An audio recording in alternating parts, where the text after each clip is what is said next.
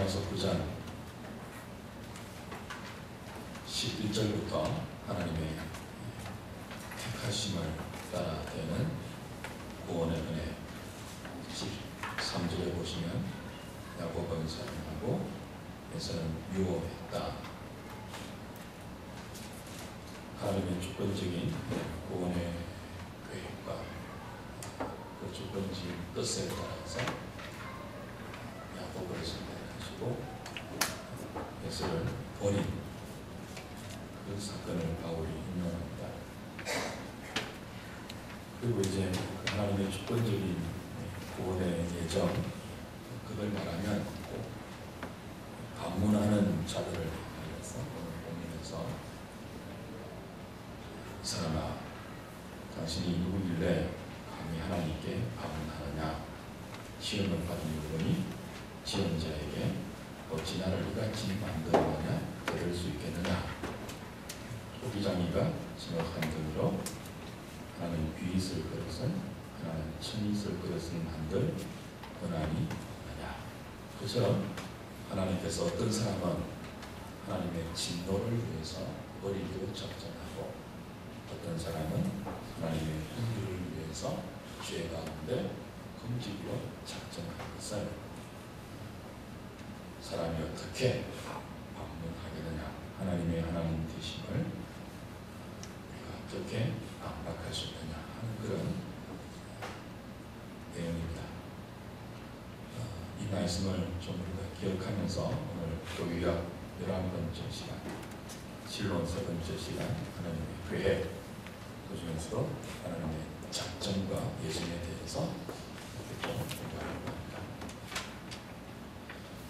나눠드린 유인물을 참고하십시오. 유인물의 순서대로 제가 오늘 설명해 나가도록 하겠습니다.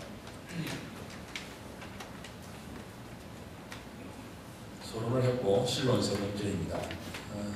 실론 첫 번째는 하나님의 존재에 대해서 배웠습니다. 기억나십니까? 삼위일체를 공부하면서 하나님의 존재를 배웠고, 두 번째는 하나님의 속성을 배웠습니다. 하나님이 어떤 분이실까 할 때 비공무적 속성과 공무적 속성을 통해서 하나님의 어떤 분인지를 성경에 계시된 대로만 배워나갔습니다. 그리고 오늘 세 번째, 하나님의 계획에 대해서 보려고 합니다. 하나님의 계획은 하나님의 사역 가운데 일부입니다. 하나님의 존재, 하나님의 속성, 그 다음에 실로에서 다룰 부분이 하나님의 사역이에요. 하나님은 어떤 일을 하셨는가, 어떤 일을 하고 계시는가, 또 어떤 일을 하실 것인가, 하나님의 일하심, 하나님의 사역을 실론의 세 번째 부분에서 공부하는데, 이 하나님의 사역도 세 가지로 배웁니다. 하나님의 일하심이 사역이잖아요. 근데 하나님은 그냥 무작정 일하시는 분이 아니죠. 반드시 일하기 전에 계획하시는 분입니다. 그래서 하나님의 사역의 첫 번째는 하나님의 계획을 다룹니다.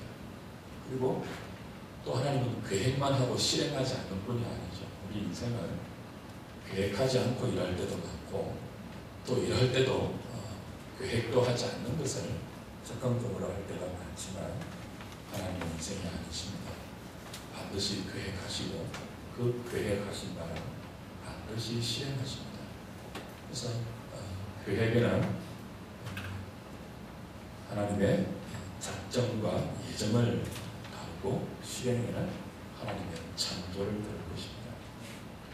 그리고 하나님의 계획대로 창조로 실행을 하셨고, 그 실행한 것을 내버려 두시는 분이 아니고 하나님의 뜻대로 보존하시고 통치하십니다. 그래서 그 실행을 보존하고 통치하는 것은 섭리라는 내용으로 말 것입니다. 섭리하실 때 하나님이 실행하신, 창조하신 모든 것들을 어떻게 보존하시고 유지하시는가, 어떻게 다스리는가라고 할 때, 건자의 이제 우리 인간을 통해서 하시는 것을 협력이라는 개념으로 섭리의 요소 가운데 넣었기 때문에, 그 이것을 이제 승리의 부분에서 보존과 통치와 행복이라는 세 가지 내용을 다룰 거예요. 그래서 오늘은 그 중에서도 하나님의 사역 중에서도 하나님의 계획을 공부하고 하나님의 계획 중에도 하나님의 작전과 예정을 보려고 시간 되는 데까지 같이 좀 생각을 해보죠. 하나님의 계획은 크게 두 가지예요. 하나는 작전이고 하나는 예정입니다. 물론 이 작전과 예정을 때때로는 혼용합니다. 교차적으로 사용하기도 합니다. 그러나 엄밀히 따지면 하나님의 작전은 보다 큰 하나님의 계획이에요. 만사 만물에 대한 하나님의 도모 혹은 하나님의 섭리입니다. 하나님의 영원한 뜻입니다. 하나님의 계획. 그러니까 모든 일과 모든 존재하는 것에 대한 하나님의 계획을 우리 뭐라고 부른다고요? 작전이라고 부릅니다. 작전. 작전 가운데도 이성적인 피조물, 천사와 인생을 향한 하나님의 계획을 조금 더 좁게 예정이라고 정의합니다. 때때로 예정과 작전이 동일한 의미로 사용되기도 하지만 엄밀하게는 뭐예요? 작전이 더 큰 범위입니다. 예정은 그 작전 중에도 이성적인 피조물, 천사들과 우리 인생, 특별히 우리 인생들에 대한 하나님의 만세전부터의 계획, 그걸 예정이라고 하죠. 이 작전과 예정을 좀 공부를 하려고 합니다. 먼저 작전 보십시오. 작전하고 풋노트에 제가 이렇게 주석을 했습니다. 하나님의 작전이 신론과 구원론 가운데서 어디서 다루는 것이 적당한가는 논의가 있습니다. 켈빈은 우리와 같이 하나님의 작전을 신론에서 다루지 않습니다. 왜냐하면 신론에서 다루면 철학적이고 사변적으로 흘러갈 수 있다고 경계했기 때문이죠. 그래서 칼빈 같은 경우는 하나님의 작전을 구원론에서 다루는 것이 마땅하다. 구원론에서 하나님의 작정을 다루어야지 감사와 찬송과 위안의 내용으로 더욱 확고하게 다가오기 때문에 하나님의 작정은 신론이 아니고 구원론에서 다루어야 한다고 합니다. 그러나 그 외에 대부분의 개혁신학자들은 논리적으로 구원론보다는 신론에서 하나님의 계획을 다루는 것이 더 적합하다 그렇게 하고 있죠. 그리고 대부분의 교회학 책에도 하나님의 작전과 예정은 신론에서 다루는 것이 보편적입니다. 우리도 구원론에서 하나님의 사역을 다루지 않고 신론에서 하나님의 사역, 그 중에서도 계획인 작전과 예정을 지금 다루는 것입니다. 작전은 만사 만물을 향한 하나님의 영원한 도모이며 정하신 뜻이며 계획을 의미합니다. 하나님은 무엇인가 행하시기 전에 그것을 계획하시고 결정하십니다. 인간도 행동하기 전에 계획을 세우는데 하물며 하나님이 했습니다. 하나님은 무한한 권능과 무한한 지혜로 영원부터 영원까지 모든 사변들의 진로를 선택하고 결정하십니다. 그것을 우리는 작정이라고 부릅니다. 하나님의 작정에 대해서 역사적으로 펠라기우스파, 펠라기안들은요, 하나님에게는 계획 자체가 없다고 항변했습니다. 펠라기우스파는 인간의 자유의지를 극도로 강조하는 사람이에요. 다음 시간에 예정할 때 예정에 대한 역사적인 그 반응들을 다룰 때 조금 더 자세하게 다룰 것입니다. 펠라기우스는 하나님의 계획과 인간의 의지는 아무 상관이 없다. 인간의 의지가 모든 것을 주도한다라고 인간 주도적인 신학을 펼쳤던 유명한 사람이죠. 그래서 펠라기우스를 따르는 펠라기안파들은 하나님께 계획이 있다는 것을 부정합니다. 펠라기우스를 따르는 사람들을 펠라기안이라고 합니다. 알미니우스라는 이름을 따르는 인물을 따르는 사람들을 알미니안이라고 합니다. 그러니까 펠라기우스는 사람 이름이에요. 알미니우스도 사람 이름이에요. 펠라기우스의 가르침을 따르는 무리들을 뭐라고 부른다고요? 펠라기안이라고 합니다. 알미니우스를 따르는 사람들은 알미니안이라고 하는데, 알미니안들은 그 하나님의 계획과 인간의 그 의지 사이에 절충적인 아이디어를 제공하죠. 그 하나님은 만사 만물을 향한 큰 계획은 갖고 있지만 구체적이고 적실한 계획은 말을 놓지 않았다. 나머지 모든 것은 인간하기에 달려있다라고 이야기합니다. 여기서부터 이제 원에서 신협동론이 알미우스를 비롯해서 펼쳐지기 시작하죠. 그러나 성경은 펠라기안이나 아르미니안 파들의 그런 주장과 다르게 모든 시대에 모든 사건에 하나님의 계획이 분명하게 있다고 말씀하고 있습니다. 하나님이 결정하시거나 허락하지 않는 이상 그 무엇도 발생할 수 없습니다. 예수님이 직접 말씀했죠. 참새 두 마리도 하나님의 뜻이 아니면 떨어질 수 없다고 했습니다. 아르미니아는 뭐라고 했다고요? 하나님이 큰 틀만 정해놓으시고 뭐예요? 나머지 세세한 것은 인간이 다 결정한대요. 그래서 인간의 결정에 대해서는 어쩔 수 없다고 말했어요. 펠라기안들은요, 아예 하나님이 계획하지 않았습니다. 인간에게 다 맡겨놓았다고 했습니다. 인간의 자유의지에 모든 것을 맡겨놓았다고 합니다. 성경은 뭐라고 한다고요? 만사 만물에 분명한 하나님의 도모가 있고 영원한 뜻이 있고 계획이 있다고 하십니다. 하나님의 계획이 아니고 하나님의 뜻이 아니고는 아무것도 일어날 수 없으며 아무것도 존재할 수 없습니다. 그것을 믿는 사람입니다. 그걸 믿는 사람들을 개혁주의 신앙이라고 합니다. 이 작전 교리를 우리가 할 때 주의해야 되는, 그리고 반드시 견제해야 될 자세가 있죠. 2번, 이 교리는, 작전의 교리는 삼위일체 교리처럼 우리의 유한한 이해력을 초월합니다. 우리의 보잘것없고 왜소한 지성의 범위를 넘어서는 교리입니다. 그래서 하나님의 계획과 우리의 책임이 충돌할 때 그걸 조화시키려고 하면 안 됩니다. 그걸 조화시키는 게 알미니안입니다. 우리의 좁고 유한한 이성으로 하나님의 원대한 계획과 우리 인생사를 어떻게 하는지 한번 조화시키려고 해보니까 하나님은 큰 틀만 계획하시고 나머지는 우리에게 맡겨놓았다. 우리 하기 나름이다. 이제 그런 교리가 나오게 된 거죠. 그러나 우리는 조화가 안 되어도 성경이 말하는 대로 가야 합니다. 이해가 안 되어도 성경이 말하는 대로 믿어야 합니다. 작전 교리를 할 때 그와 같은 태도가 필요하다는 거죠. 왜 하나님이 모든 것을 정하셨다면 우리에게 또 책임을 묻는 것은 뭡니까? 왜 누구는 택하고 누구는 버립니까? 오늘 로마서 9장 본문처럼 그렇죠? 그렇게 묻는다면 어떻게 답한다고요? 똑부러지게 답을 못합니다. 하나님보다 더 똑똑하려고 합니다. 하나님 여기까지만 답하신다고 합니다. 하나님이 야곱은 사랑했다고 합니다. 야곱이 태어나기 전부터.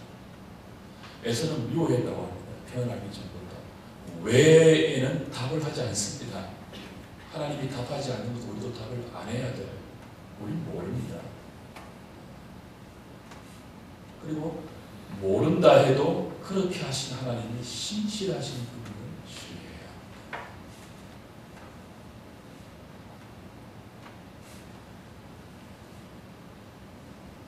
믿음의 자세가 필요하죠. 얼굴과 얼굴을 맞대고 하나님을 뵙는 그때 영원한 영광 가운데서 우리의 지혜가 완전히 새롭게 될 때, 우리의 지간이 완전히 영화에 이를 때 우리는 그 모든 답을 하나님 앞에서 알게 될 것입니다. 그러므로 우리가 이해하지 못한다고 로마서 9장에 바울이 책망했듯이 토기장이 되신 하나님의 주권을 왜 그렇게 하냐고 반문하거나 휘문할 수 없습니다. 하나님은 토기장입니다. 진흙을 가지고 귀한 그릇을 만들 권한이 있습니다. 선한 그릇을 만들 권한이 있습니다. 하나님은 영원한 작정에 따라서 인간을 창조하시고 모두가 죄 가운데 빠진 인생들 중에서 일부는 긍휼의 그릇으로 선택하셨습니다. 에베소서 1장의 표현에 하면 그의 기쁘신 뜻대로입니다. 그게 답입니다. 그의 기쁘신 뜻대로. 일부는 그 죄 가운데 버려두어서 진노의 그릇으로 사용하시기로 작정 예정하셨습니다. 하나님이 그렇게 하셨습니다. 공의로우시고 자비로우시고 노하기를 더디하시고 은혜가 풍성한 하나님이 그렇게 하셨습니다. 그런 작정 교리를 대할 때 하나님보다 우리가 더 어렵거나 하나님보다 더 사랑이 많으려고 하면 안 돼요. 하나님 왜 저 불쌍한 할머니를 구원하지 않습니까? 제가 어느 날 TV를 보는데 인간 극장인가 할머니가 촌놈인데 연로한 나이에도 노동을 하시니까 날마다 햇빛을 쬐니까 피부가 그 오랜 세월에 얼마나 투박해지겠습니까? 검게 그을린 할머니 얼굴에 깊게 패인 주름살 고생하신 인생의 흔적이 고스란히 그분의 팔과 손과 얼굴에 다 새겨져 있습니다. 그 TV에 나오는 그 할머니의 인생은 한마디로 압축하면 자식을 위한 무한한 희생이었습니다.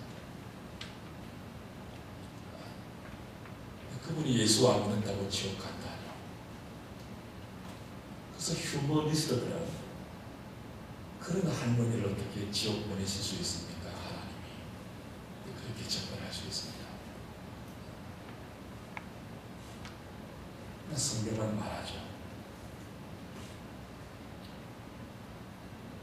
하나님의 기쁘신 뜻대로 누구는 그리스도 안에서 선한 일을 행하기도 전에 선택하셨습니다.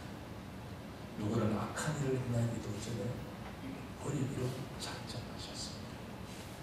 그리고 답은 뭐라고요? 기쁘신 뜻대로입니다. 이해하지 못한다고 왜 하나님은 사랑이 그것밖에 없습니까? 되어드는 것은 하나님보다 더 사랑이 많으려고 하는 세상입니다. 저와 여러분들이 아무리 사랑이 많아도 아무리 그 할머니가 불쌍히 보여도 하나님보다 사랑이 많은 인생들이 아닙니다. 그분을 하나님이 버리셨다고 그리스도 안에 선택하지 않았다고 하나님 우리보다 사랑이 적은 분이 아닙니다. 우리가 이해하지 못해도 하나님은 우리의 생각과 우리의 모든 범위를 초월한 무한한 사랑을 가지십니다. 그런 그분이 일부는 요기하셨습니다. 토기장의 행보는 우리가 하나님께 불공평하다고 하나님이 자비가 없다고 사랑이 없다고 항변하거나 항의해서는 안 됩니다. 하나님의 예정은 찬송받기 위함이지 불평받기 위함이 아닙니다. 다음 주에 다시 설명하겠습니다. 3번에 가시면 작정에 두 국면이 있습니다. 이렇게 분리할 수 있다는 뜻이 아니고 굳이 구별을 한다면 두 국면으로 하나님의 작정을 구별할 수 있다는 거죠. 하나는 율법적 작정이 있고 하나는 허용적 작정이 있습니다. 만사 만물에 대한 하나님의 분명한 계획이 있습니다. 도모가 있고 뜻이 있는데 그 중에 소극적이고 부정적인 계획을 허용적 작정이라고 합니다. 물론 소극적이고 부정적이라는 그 단어 자체도 오해할 소지가 있지만 보편적으로 그렇게 사용해 왔습니다. 허용적 작정이 뭐냐라고 할 때 인간과 사탄의 범죄 그로 말미암아 발생하는 죄와 악에 관한 하나님의 작정입니다. 하나님의 계획입니다. 악을 허용하신다는 거죠. 죄를 허용하신다는 거죠. 하나님이 이 허용적 작정을 하셨다고 해서 죄나 악을 조성하거나 그걸 방조한다는 뜻은 아닙니다. 하나님은 우리 안에 악한 욕망을 일부러 풀어넣는 분이 아닙니다. 그렇기 때문에 하나님은 죄의 조성자라는 비난을 면할 수 없을 거예요. 허용적 작정이라는 말에는 모든 인간이 그 주도하는 인간이 계획하는 그 악한 계획과 죄와 악 그리고 사탄의 죄와 교만과 대적과 악을 하나님이 주권적으로 통제하시면서 그걸 허락하신다는 겁니다. 허락하시면서도 합력하여 하나님의 구원 계획과 우주 통치와 병륜을 이루는데 조금도 방해가 없도록 그 죄와 그 악까지도 선용하기 위해서 때로 악을 허용하셔서 넓게 하나님의 뜻을 이루어가는 통로로 사용하십니다. 허용적 작전이라 합니다.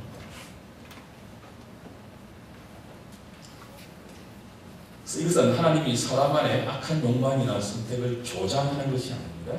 사람이 자유로 범죄하는 것을 주관하시면서 그리고 통제하시면서 그리고 간섭하시면서 허락하는 것입니다.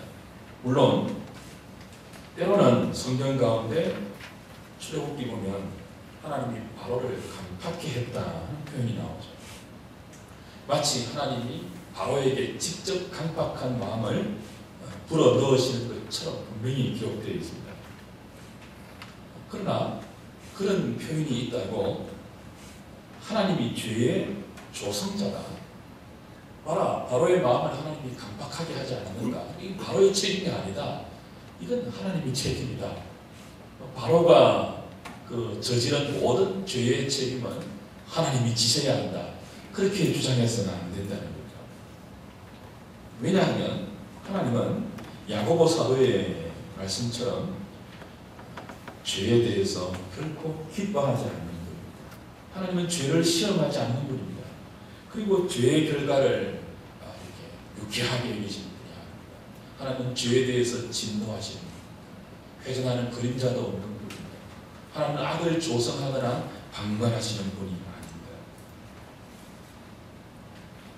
한번더 3번에 보면 제가 이런 글을 어디 원래 세월호 참사하고 문창극 총리 지명자가 행한 교회에서 행한 강연 때문에 뜨거운 핫 이슈가 된 적이 있지 않습니까? 그래서 어떤 분이 질문을 해오셔서 그 카페에 거기에 대한 제가 답을 올렸더니 개혁 공부를 하신 분이 기독교 강요를 언급하면서 그렇지 않다. 허용적 작정도 하나님이 주도하셨다. 그렇게 반박하신 분이 계셨어요. 그분이 기독교 강요를 들고 나왔기 때문에 또 우리 교회가 기독교 강요 공부하는 교회 아닙니까? 그래서 제가 기독교 강요를 가지고 반박을 해드렸죠. 풋노트 3번의 내용이 그거예요.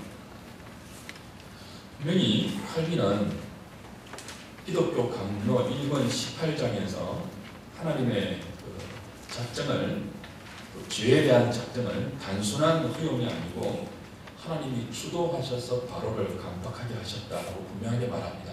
칼빈이 그렇게 말해요. 근데 왜 그런 말이 나오는지 기독교 강요의 흐름을 이해해야겠죠. 칼빈은 이미 1장 16장부터 1권 16장부터 하나님의 섭리를 다룹니다. 그리고 17장에서는요. 하나님의 섭리가 우리의 책임을 무시하거나 우리의 죄를 변호해 주지 않는다. 2차적인 원인은 우리의 의지적인 선택을 말해요. 2차적인 원인을 무시하는 기계적이고 결정적인 섭리가 아니다. 이게 분명히 말합니다. 그리고 나서 18장에 와서 하나님의 허용을 뭐라고 합니다. 단순한 허용이 아니다. 그렇게 말해요. 이것은 하나님의 섭리가 기계적인 섭리가 아닌 동시에 팔짱 끼고 허용만 하는 소극적인 섭리가 아니라는 것을 칼빈이 강조하는 거예요. 단순한 허용이 아니다. 뭐예요? 허용이라고 하니까 인간이 죄를 짓거나 사탄이 악을 조장할 때 하나님이 팔짱 끼고 아무것도 하실 수 없는, 그래서 죄와 악을 조장하고 행하시는 인간에 대해서 하나님이 초연하게 그냥 내버려 두시는 그런 단순한 허용이 아니라는 거예요. 죄와 악을 허용하시면서 하나님은 뭐예요? 구체적으로 그 죄와 악을 행하는 사탄과 인간을 지배하고 통치하고 다스리고 간섭하고 있습니다. 그러니까 사탄과 인간이 자기 의지대로 죄와 악을 행하고 그 모든 것들을 실행한다 할지라도 그건 단지 하나님의 다스림과 간섭과 붙드는 한도 안에서만 그게 가능한 거예요. 그게 단순한 허용이 아니라는 뜻이지, 하나님이 주도적으로 우리의 악을 막 실행하시도록 우리의 마음의 악을 조장하는 마음을 막 충동시키거나 그렇다는 뜻이 아니에요. 하나님의 주권적인 허용은, 그리고 그런 섭리는 기계적인 섭리도 아니고 허용적인 작정도 아니라는 의미이죠.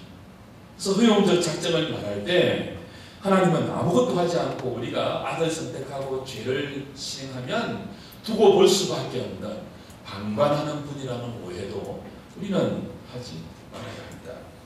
하나님이 죄를 정하신 분이 아닙니다. 하나님은 인간의 죄를 허용하실 때 굉장히 불쾌해 하십니다. 그리고 죄 지은 인간과 사탄을 엄중하게 심판하시기로 작정하고 있습니다. 그것을 우리는 하나님의 허용적 작정이라고 하십니다. 루이스 불콕은 풋노트 4번입니다. 허용적 작정에 대해서 이렇게 설명합니다. 이 페이지 밑에 풋노트 4번 한번 읽어볼까요? 시작. 이는 인간이 하나님의 계시된 뜻에 역행할 때 하나님이 인간 안에서 적극적으로 소원을 두고 행하게 하신다는 뜻이 아니다. 이것은 단지 하나님이 그런 행위들을 이성적인 피조물들의 자유로운 행위를 통해 일어나도록 허용하신다는 뜻이다. 허용적 작정이 어떻게 오해되면 안 된다고요? 하나님이 인간 안에 적극적으로 죄와 악에 대한 소원을 두고 행하신다는 뜻으로 오해하면 안 된다. 우리 개혁주의자들 가운데서 하나님의 작정을 너무 신뢰하다 보니까 허용적 작정 안에도 하나님이 적극적으로 인간의 죄를 그렇게 조성하거나 충동질한다는 뜻으로 생각하는 분들이 있는데 절대로 그렇지 않습니다. 그건 보편적인 개혁주의의 교리가 아닙니다. 그런 오해를 우리가 안 했으면 좋겠습니다. 하나님보다 더 믿음이 좋으려고 하면 안 돼요. 다시 말하지만 허용적 작정이 하나님이 죄와 악에 대해서 방관하고 계시며 초연하게 대처한다는 오해는 말아야 합니다. 하나님은 죄를 초해하지 않으십니다. 그러나 죄에 대해서도 주님이십니다. 하나님이 없이 죄는 발생하지 않습니다. 하나님의 허락 없이 죄는 발생하지 않습니다. 이 사실을 잘 이해하면 좋겠어요. 죄는, 그리고 악은 하나님의 지혜와 선하심이 허용하시는 정도를 넘어서는 결코 한 발짝도 진전될 수 없고 이 땅에 나타날 수 없습니다. 하나님은 죄도 주장하시고 지옥을 누가 다스립니까? 하나님이 다스립니다. 지옥을 사탄이 다스리는 게 아니에요. 지옥은 또 하나님이 다스리십니다. 그래서 우리는 허용적 작정을 말할 때 2차적인 원인들의 자유나 우연성을 없애서는 안 됩니다. 피조물들의 의지를 침해해서는 안 됩니다. 그걸 오해하는 경우가 허용적 작정과 유효적 작정을 혼용해서 모든 것을 하나님의 작정이라고 하며 죄와 악의 책임도 하나님께 전가하는 무리한 적입니다. 이게 이제 믿음 좋은 사람들 앞에서 나타날 수 있는 실수예요. 원래 우리가 어떻게 했다고요? 세월호 참사가 일어날 때 그 대형교회 목사님이 이렇게 설교했잖아요. 하나님이 아이들을 그 배를 침몰시켰다. 얼마나 많이 그 질타를 받았습니다. 또 문창극 총리 지명 후보자는 뭐라고 했습니까? 일제의 강점기도 유교 사변도 하나님이 일으키신 것이다. 그렇게 표현했잖아요. 조심해야 되는 표현입니다. 어떤 그 문맥에서 나온 것인지 우리 분명히 알죠. 그럼에도 불구하고 하나님께서 죄와 악까지도 주도적으로 사용해서 마치 우리의 실수와 우리의 연약함과 우리의 부패함이 약화되거나 그 모든 책임이 하나님께 전가되는 식으로 우리의 믿음을 발휘해서는 안 됩니다. 그럴 때 기독교는 사회 가운데 올상식한 집단이 되는 것입니다. 어떻게 하나님이 세월호를 침몰시켰습니까?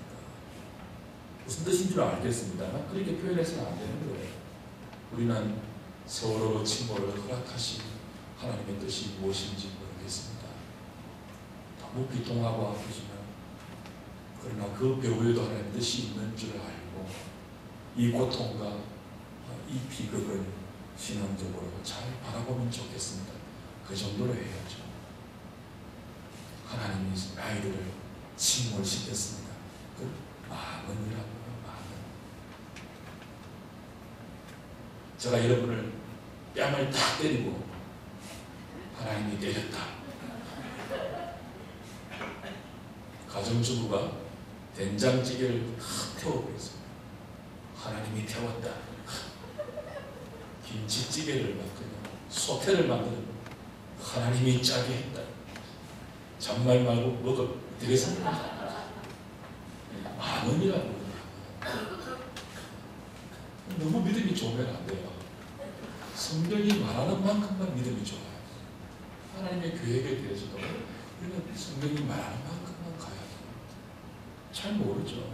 왜 이 비극을 허락하셨는지, 왜 6.25라는 참사를 허락하셨는지 우리는 잘 몰라요. 그리고 그 안에 많은 하나님의 뜻이 담겨 있겠죠. 숨겨진 승리라고도 말합니다. 그래서 그 속에서도 하나님께서 성령하시고 역사를 통해서 하나님께서 이루어 가시는 것을 우리는 고백하지, 한 걸음 더 나아가 너무 믿음이 좋아서 하나님이 다 했다라고 하면 그 속에 악한 악당들의 죄와 악에 대해서 누가 책임을 질 것입니까?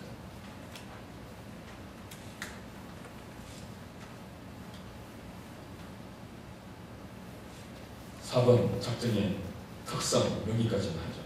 5번 예정은 다음 시간에 다음 주에 보겠습니다.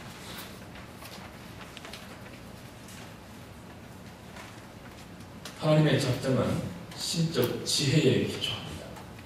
우리의 지혜와 다른 계획이죠. 무한한 신적 지혜에 기초하기 때문에 하나님의 작전은 오류가 없습니다. 틀린 것이 없고 잘못된 것이 없습니다. 우리 보기에 이해가 되지 않아도 하나님의 작전은 모두가 옳습니다.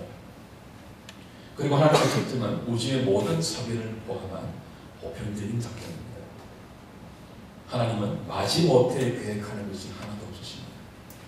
모든 것을 그의 기쁘신 뜻대로 계획하십니다. 하나님의 작전은 완전한 자율성 속에 이루어지기 때문에 어느 누구에게도 영향을 받지 않습니다. 그 누구도 의존하지 않으십니다.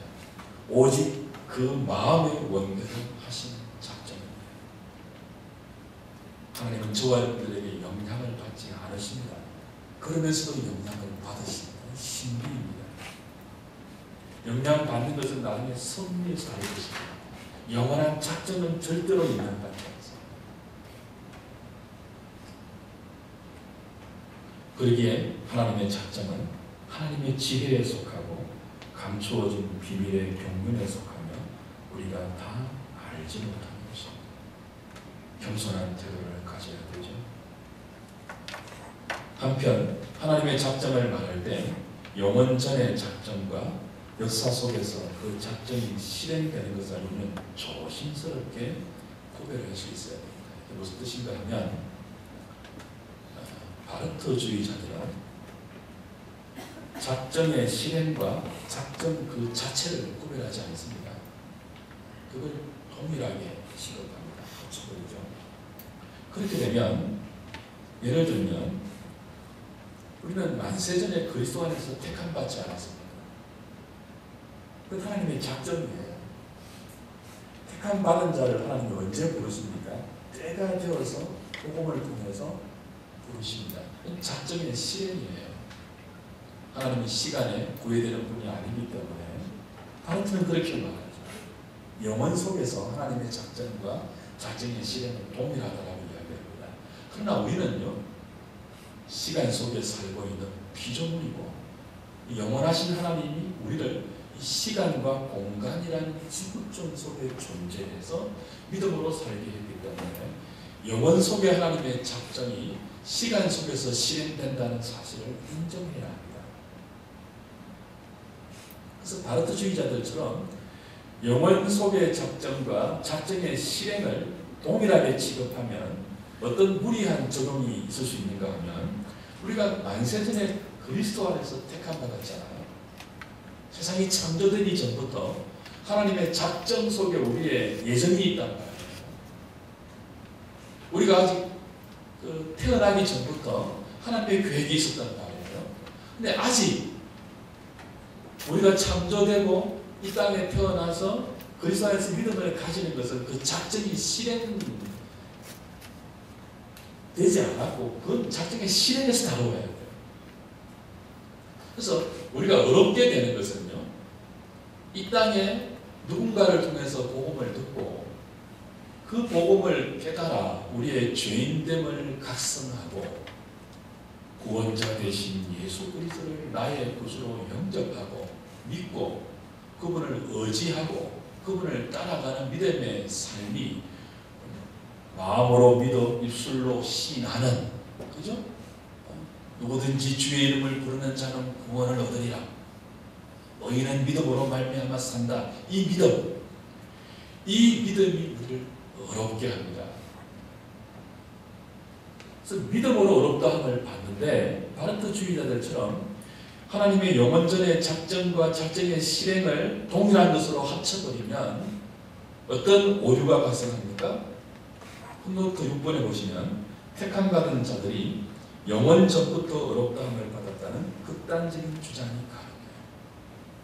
영원 전부터 어렵다함을 받았다. 분명히 극단적인 주장입니다. 하이퍼 칼빈이즘적인 주장입니다. 이걸 조심스럽게 우리는 구별을 해야 합니다. 또 한편 작정을 우리가 논할 때 하나님의 작정을 숙명론이나 결정론으로 오해하지 말아야 한다는 것입니다. 많은 분들이 예정을 이야기하고 하나님의 작정을 이야기하면 그럼 우리는 가만히 있어도 되겠네, 운명론이나 숙명론이나 결정론인 것처럼 비아냥거립니다. 그러나 예정과 작정은 숙명이 아니고 운명론이 아닙니다. 어떻게 구별합니까? 운명론이 뭐죠? 숙명론이 뭐죠? 모든 사건들이 맹목적인 우주의 과정에 따라서 아무런 사정 없이 생깁니다.